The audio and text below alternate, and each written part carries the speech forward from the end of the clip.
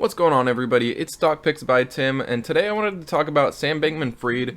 We have a recent article here where he lays out some information. I personally am not sure what to think. I'll try to hold my judgment, just give you guys what was said, but I will simply say it seems a bit fishy. But let's check out this article. I'll leave it down below for you. Don't forget to like, subscribe, hit the notification bell if you like my videos. Don't forget to check out the links below for some free cryptos and stocks. Check out the link to the free Discord. It's still very small but growing, and let's check it out. Now, this article came from Vox here, and according to them, they were actually able to get a hold of him, talk to him for a little while, and he touches on a few things here. He touches on the regulators, touches on being willing to behave unethically, goes into bending the truth, and going into what really happened, according to SBF. Also going into what he regrets, and finally what's next for him. So going to regulators, he's asked about how he wants to make regulations, just good ones, and then he's asked if that's just PR. And first he says, there's no one really out there making sure good things happen and bad things don't, but then after a little bit, he goes and said, yeah, it's just PR, regulators make everything worse, and they don't protect customers at all. But then he goes on to say basically that no one's doing what needs to be done in all of finance either. And the FDA isn't helping. The giant crackdown on big tech has no point or goal or philosophy behind it, according to him. And he says basically that he didn't mean to do the sketchy stuff. So far, things aren't looking very good in my opinion. Next up, about behaving unethically. The interviewer basically brings up a conversation about, should you do unethical stuff for the greater good? And then they're trying to figure out, if that's PR or just an off-the-cuff answer. And then he says, man, all the dumb shit I said, it's not true, not really. And then he says, everyone goes around pretending that perception affects reality when it doesn't. And this is a great quote in my eyes. One of the best things that ever came out of SBF's mouth here. Some of the decade's greatest heroes will never be known, and some of the most beloved people are basically shams. And then the interview made a statement that you were really good at talking about ethics for someone who kind of saw it as a game with winners and losers. SBF says, yeah, haha, I had to be. It's what reputations are made of to some extent. I feel bad for those who got fucked by it, by this dumb game we woke Westerners play where we say all the right shit and so everyone likes us. So he's almost kind of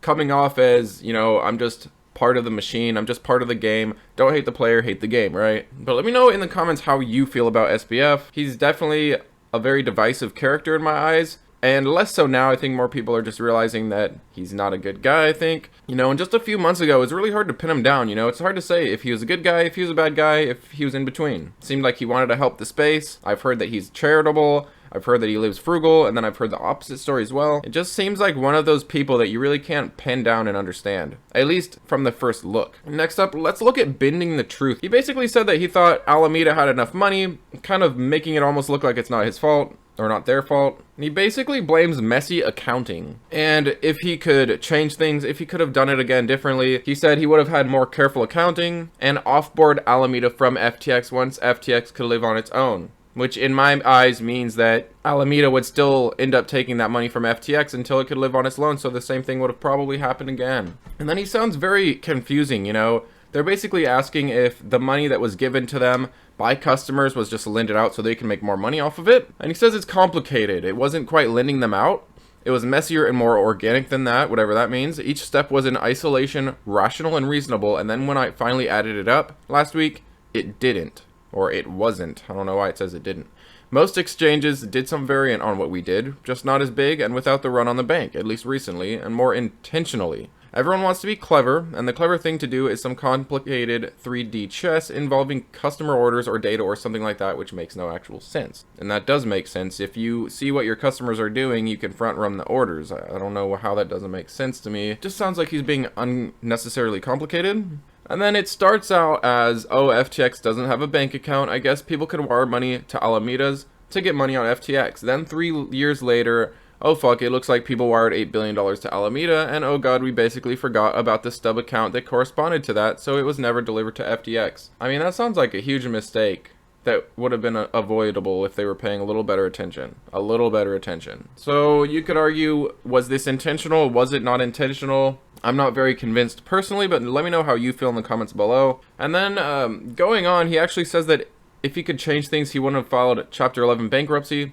and that everything would be 70% fixed by now. And goes on to say that if he hadn't done that, customers would be fully whole and would be opened up for withdrawals in about a month. But instead, alas, he filed, and the people in charge of it are trying to burn it all to the ground. And then he goes on to say that this was all a hack. So was it an accounting error? Was it a hack? Hard to say. I swear this guy is shrouded by so much mystery.